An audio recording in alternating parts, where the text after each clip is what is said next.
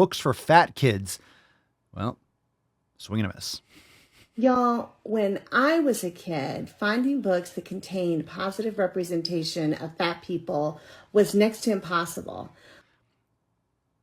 When you were a kid, finding books that gave you were you looking for them? Is that something that people are like us? Where are the fat people in my books? Because that's what kids do. They're looking for fat representation. What a grift. For a very long time, we were either completely absent from stories, or if we were included, we were portrayed as lazy and unlovable, people whose only hope for happiness lied in our ability to change our bodies. That's why I'm so excited about the recent crop of books that are being published for young people that help them see all bodies as being worthy of love and affirmation. We used to have Everyone Poops. Remember that book? That's the best book of all time. Everyone Poops. Yeah, everyone poops. All bodies being worthy of love and affirmation. Yeah, let's promote being fat and lazy. You're not fat by accident. You're not fat by accident. You're fat as a product of your habits. And sometimes you have bad habits for so long, your body gets fucked. It still doesn't mean that it's not a product of your habits. One of those very books is A Work in Progress by my friend and all-around excellent human, Jarrett Lerner, who will be joining me in conversation on August 1st at 7:30 p.m. for a very special Library Girl and Friends event all about books that help kids tackle and understand body image. Of course, we'll be talking about A Work in Progress, but we'll also be talking about lots of other books that represent bodies of all shapes and sizes in positive and affirming ways. Registration is free, and there will be a recording if you register in advance. So, okay. And my existence, while grotesque and incomprehensible to you, saves lives. Not just like listening to a fucking pitch. Yeah, I will be joining on. Yeah, I'm going to join in on that. Can't wait to listen to people talk about representing, again, that veil of kindness, a representation, and affirming ways. Affirming. There's your problem. Okay, let's not address the reality of death and disease. Let's not address anything about responsibility, about what real food is versus corporate marketed chemical trash. Let's not create any good habits. Let's just be like, well, you're just the way you are. You're just the way you are for a reason. Let's affirm it.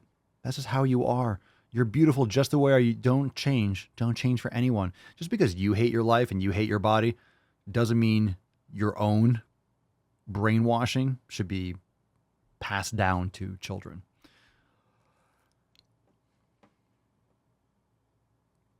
Lemon Rock, kids weren't typically fat when she was a kid. When I was a kid, commercials were all about eating right and exercising. Tell me y'all remember Don't Drown Your Food. I don't remember that. Does anyone else know that? But yeah, kids weren't fat. It wasn't common like it is today. It wasn't as common. Still a result of habits. And think about it. Think about it. Don't you agree that there's a reason why obesity has the correlation to being lazy and not moving? Now today it's like, well, that's just rude. You know, all bodies are good bodies, health at every size. There's a reason why stereotypes are stereotypes.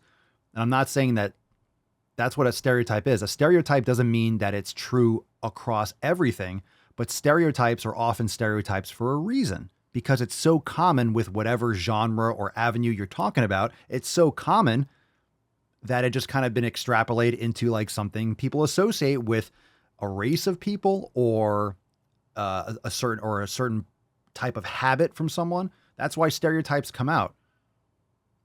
So when you have these fat activists that are always talking about, you know, not all people that are overweight or obese are fat or are lazy. It's associated with laziness. Well, now people are fat for different reasons. And what I mean by that is the type of food people eat today and the amount of estrogenics and toxins in our environment can make people and are keeping people a lot more unhealthy than in the past. In the past, we weren't exposed to all those things. So overconsumption was like pretty much how you overconsumption and underutilization, right? Eating too much all the time and not moving.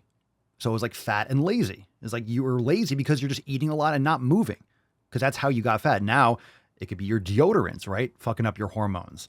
It could be all these other things, environmental factors that can also lead to that. So it's like, well, I'm not lazy. I go and I exercise, and they're going and just doing cardio and they're eating Caesar salads and they wonder why they can't lose fat and blah, blah, blah. Okay. So just saying. But that's why it became like, fat and lazy because people got fat by eating too much and not exercising, period. We're not moving enough.